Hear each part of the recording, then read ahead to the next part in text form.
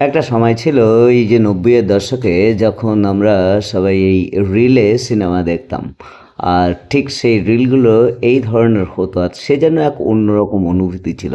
তারপরে আমরা মাঠে খেলা করতাম, সাইকেল চালাতাম আর এইভাবে যেন যে দিনচারিতা বেশ আনন্দের সঙ্গে কাটতো।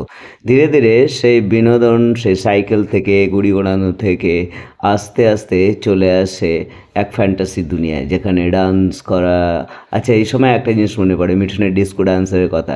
তারপর ধীরে, ধীরে ফ্যাশনের যুগে চলে এলাম।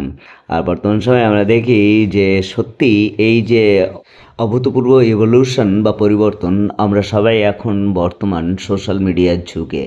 ধীরে, ধীরে আমাদের ফ্যাশন থেকে মডেলিং, মডেলিং থেকে এই যে একটা কন্টিনিউয়াস চলা, এই চলা চলতে, চলতে একটা সময়ে যেন মনে হচ্ছে এই পৃথিবী ধীরে ধীরে আরও এক নতুন ইভলিউশনের দুনিয়ায় চলে যাবে, যেখানে আমরা হয়তো আবারও চলে যাব নতুন কোনো কল্পনার দেশে, যেখানে বসে বসে হয়তো বিভিন্ন ধরনের কল্পনাই করতে থাকবো, যেখানে থাকবে হয়তো নতুন কোনো হৃদস্পন্দন।